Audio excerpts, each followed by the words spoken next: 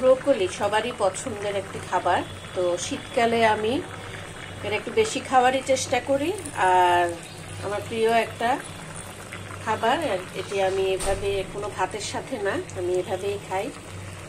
এটা আমাদের ওজন নিয়ন্ত্রণ, উচ্চ রক্তচাপ, কোলেস্টেরল, হাই প্রেশার, ডায়াবেটিস সব কিছুই নিয়ন্ত্রণ করে। আর এটা শুধু শুধু এমনি এমনিই খাওয়া যায়। তো চলুন তাহলে পুরো রেসিপিটি দেখি ব্রোকলির। আশা করি আপনাদের সবার ভালো লাগবে, পুরো ভিডিওটা দেখবেন। চলুন তাহলে। তো এর জন্য আমি 2টা বড় সাইজের ব্রোকলি নিলাম। আর এটি সারা বছরই পাওয়া যায়, তবে দাম একটু বেশি থাকে, যেটা শীতকালে একটু কমে আসে। তো আমি সবসময় খাওয়ার চেষ্টা করি, যেহেতু এটি ওজন নিয়ন্ত্রণে সাহায্য করে। ডায়াবেটিস যাদের রয়েছে, যাদের উচ্চ রক্তচাপ রয়েছে, সবাই খেতে পারবেন অনায়াসে। তো বিশেষ করে ডায়েটিংয়ে যারা করতে চান তারা এটি ভাতের পরিবর্তে খেতে পারেন, কারণ এই ব্রকলি খেলে আপনার সহজে খিদা লাগে না। তো আমি যেই পদ্ধতিতে রান্না করে দেখালাম, আপনারা সেই পদ্ধতিতে রান্না করে দেখবেন আর পুরো ভিডিওটা দেখবেন। আশা করি সবার কাছে ভালো লাগবে আর সবাই খেতে পারবেন। তো চলুন তাহলে দেখি।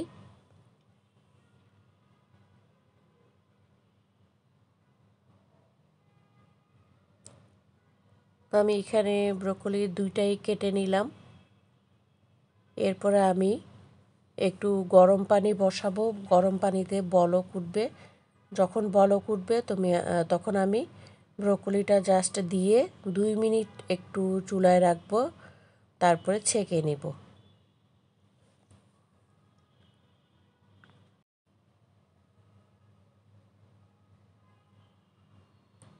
তো এখন আমার ব্রোকলিটা বসানোর পালা। আমি আবার 1 কাপ পরিমাণ ব্রোকলির যে সিদ্ধ পানিটা, সেটি একটি পাত্রে রেখে দিয়েছি।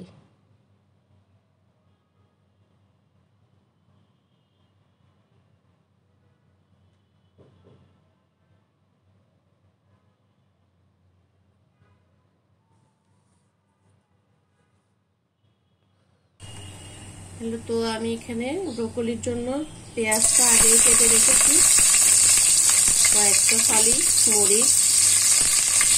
একটু পেঁয়াজটাকে একটু কিউব করে কাটবো, সেটাকে একটু কিউব করে কাটলাম।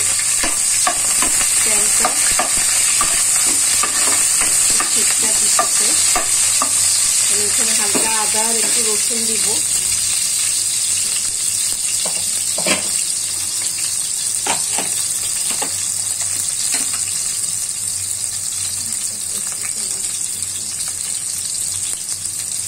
একটু হালকা, যেহেতু আমি এটা মুরগির মাংস, অল্প একটু মুরগির মাংস দিয়ে করতেছি, হালকা একটু আদা বাটা আর রসুন বাটা দিলাম।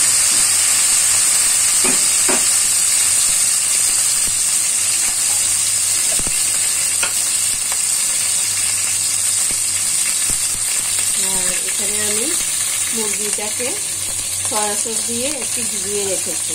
দেখেন, সয়া সস দিয়ে ভিজিয়ে রেখেছি, এখানে দিয়ে দিচ্ছি।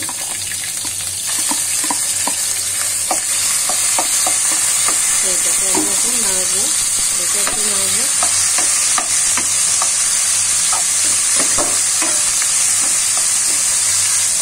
এরপরে আমি এখানে লবণ দিব।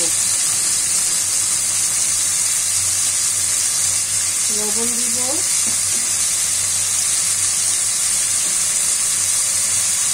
একটু টেস্টিং সল্ট দিব,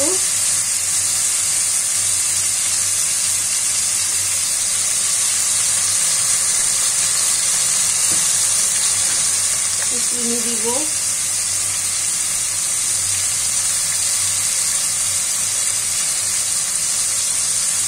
যখন ব্রোকলিটা দিয়ে দেবো, ব্রোকলি দিয়ে চুলাটা একটু কমিয়ে নিব,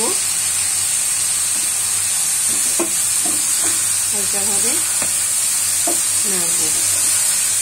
এখানে চাইলে আপনারা ক্যাপসিকামও ইউজ করতে পারেন।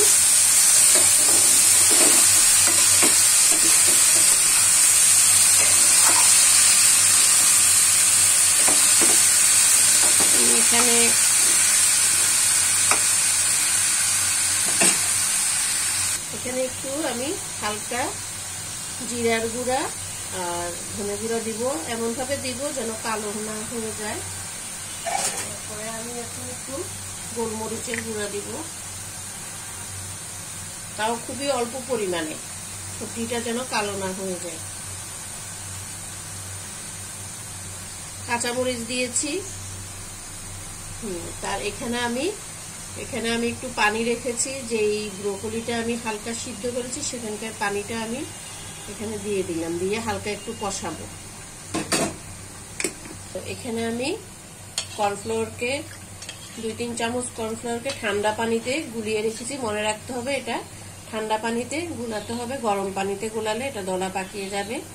তো দিচ্ছি এখানে,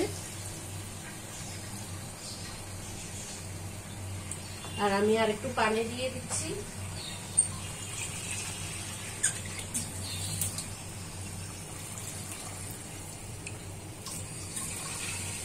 এই সবজিটা একটু পানি পানি হবে, একদম এভাবে করে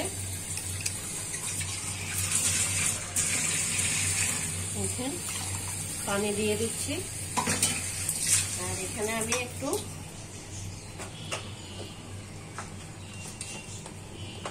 আমি একটু দুধ পাউডার দিয়ে দিব।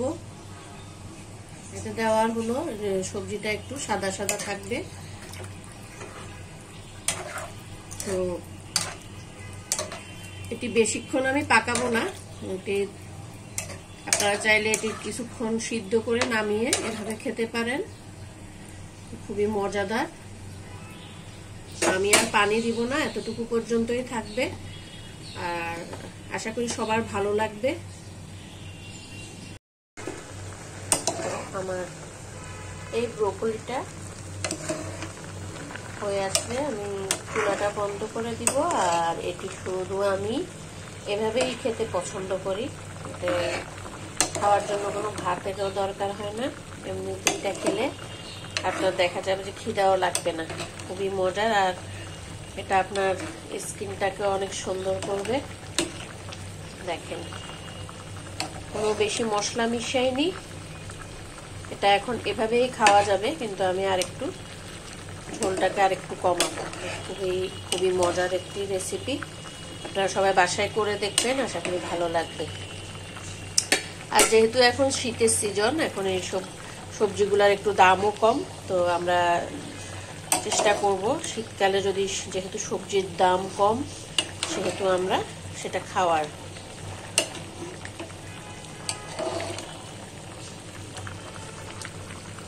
এটা হয়েই গেছে, এভাবেও খাওয়া যায়। আর একটু ঝোলটা এভাবে আর একটু কমাবো হালকা, এরপর নামিয়ে ফেলবো।